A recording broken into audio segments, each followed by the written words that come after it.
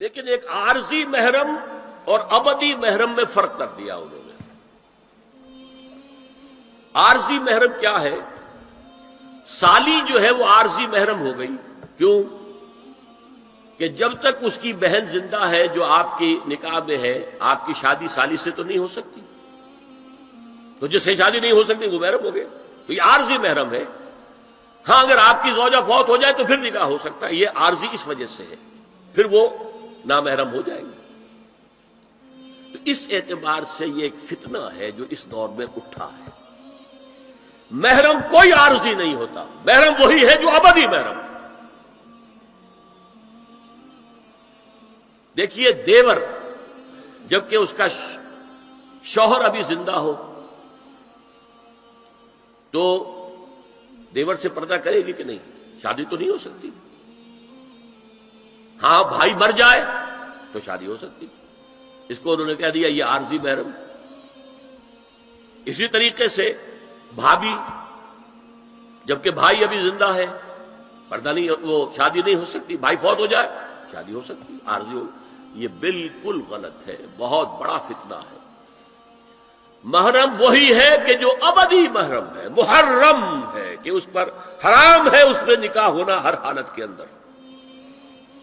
اور جہاں تک یہ رشتے ہیں باریک، سالی اور دیور، اس کے بارے میں تو حضور سے پوچھا گیا دیور کے بارے میں، تو آپ نے فرمایا الحم و موت، دیور تو موت ہے۔ اب آپ سوچئے ہمارے ہاں کو پردہ ہے دیوروں سے، کو پردہ ہے سالیوں سے، کو پردہ ہے نندونیوں سے؟ الحم و موت، موت کیوں؟ یہ دیور ہندی کا لفظ ہے، دیور کے بارے میں تو تصور یہ تھا کہ یہ دوسرا شوہر ہے، ور ہے، دیور دوسرا شوہر۔ حضور نے فرمایا الحم و موت، دیور تو موت ہے، موت کے درجے میں۔ ایک اور بات نوٹ کیجئے، ایک خیال کیا ہے ظاہر، اور اس میں افسوس ہے کہ بعض لوگ جو پردے کے بڑے حامی ہیں، بڑے شدید حامی ہیں، ایک صاحب وہ بھی ہیں کہ جنہوں نے ایک بہت بڑی کتاب پردے پر لکھی اور بڑی عظیم کتاب تھی، ایک دوسرے بھی ہیں جنہوں نے چھوٹی لکھی لیکن اچھی کتاب لکھی، لیکن یہ دونوں ایک جگہ آ کر مار کھا گئے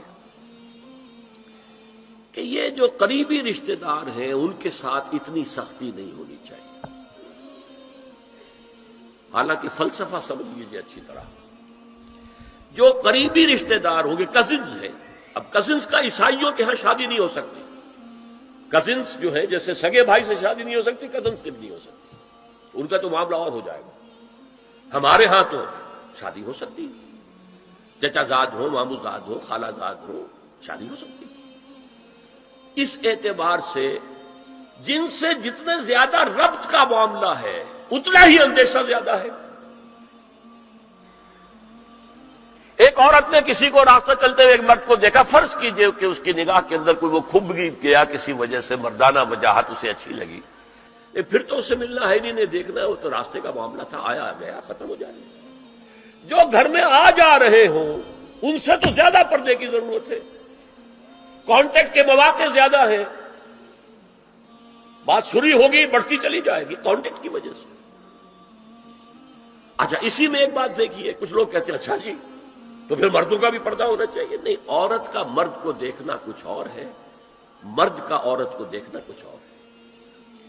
مرد کی فطرت میں گرے اقدام ہے، آگے بڑھ کر کچھ ہے حاصل کرنا، عورت کی فطرت میں بلکہ اس کا حسن اس میں ہے گریز، پیچھے ہٹنا۔ لہذا پردہ عورت کے لیے، مرد کے لیے نہیں۔ لیکن اگر کسی مرد سے ایک رابطے کا معاملہ زیادہ ہونے کا امکان ہو تو نابینا سے بھی پردہ ہے۔ وہ میں آپ کو حضرت ام سلمہ اور حضرت میمونہ نبی صلی اللہ علیہ وسلم کے پاس بیٹھی تھی، اتنے میں حضرت ابن ام مکتوم آ گئے۔ نبی صلی اللہ علیہ وسلم نے ان دونوں سے فرمایا احتجبا منہ، ان سے پردہ کرو۔ ازواج نے عرض کیا یا رسول اللہ الیس اعمی لا یبصرنا ولا یعرفنا، حضور کیا یہ اندھے نہیں ہیں؟ یہ نہ ہمیں دیکھ رہے ہیں نہ ہمیں پہچانتے ہیں۔ فرمایا افعمغایان انتما، کیا تم دونوں بھی اندھی ہو؟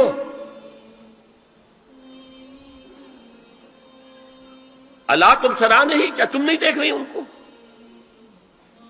حضرت ام سلمہ تصریح کرتی ہیں ذالک بعد ان امر بالحجاب، یہ جب حجاب کا حکم آ گیا تھا تب حضور نے پھر یہ حکم دیا۔ اس کی وجہ کیا تھی؟ حضرت عبداللہ ابن مکتوم کا گھر میں آنا جانا تھا، تو اگرچہ اندھے ہیں لیکن یہ کہ یہ بار بار کا آنا جانا اس سے فتنے کا ایک دروازہ کھل سکتا ہے، اس دروازے کو بند کر دیا گیا۔ حضرت عائشہ کے پاس ایک نابینا آیا تو انہوں نے اس سے پردہ کیا، کہا گیا کہ آپ اس سے پردہ کیوں کرتی ہیں، یہ تو آپ کو نہیں دیکھ سکتا۔ جواب میں حضرت ام المومنین نے فرمایا لاکنی انظر الیہ، میں تو اسے دیکھ رہی ہوں نا۔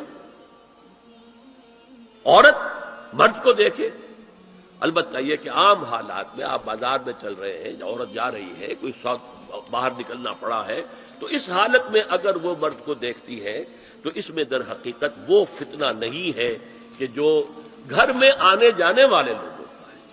تو جو یہ کزنز ہیں، جو قریبی رشتہ دار ہیں، جن کا آنا جانا زیادہ ہے، ان سے زیادہ سخت پردہ ہونا چاہیے بنسبت اجنبیوں کے، کہ اجنبیوں سے آج اگر کوئی دیکھ بھال ہوئی ہے تو اس کے بعد پتہ نہیں پھر کبھی دیکھے گا بھی کہ نہیں یا دکھے گی کہ نہیں۔ میں تو آپ کو سنا نہیں سکا، میرے پاس تو بہت زیادہ حدیثوں کا مواد تھا۔ چہرے کے پردے کے لیے حدیثیں جو ہیں، استیزان کے لیے کتنی حدیثیں ہیں، چہرے کے پردے کے بارے میں بہت زیادہ حدیثیں ہیں۔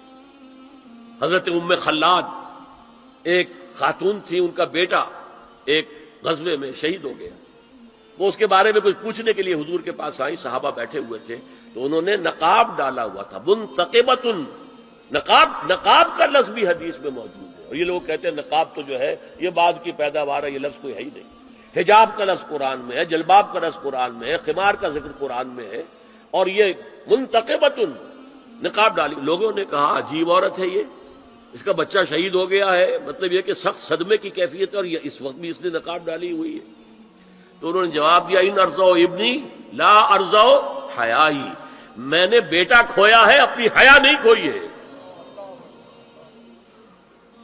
یہ ہے ہماری تہذیب، یہ ہمارا تمدن، اسی پر ہمارے گھر بنتے تھے۔ یہ تو مغربی تہذیب نے آ کر ہمارے گھر بنائے، آگے سے کھلا پیچھے سے کھلا، کھلا ہی کھلا۔ ہمارے گھر چار دیواری ہوتا، آج چار دیواری ہے کہاں؟ چار دیواری کے اندر چاروں طرف کنسٹرکشن، درمیان میں سین، دور سے کہیں کوئی نگاہ پڑ سکتی ہے تو پڑ سکتی ہے، آس پاس سے نہیں، اور ڈیوڑی اور مردانہ علیحدہ، کم سے کم بیٹھک تو علیحدہ ہو۔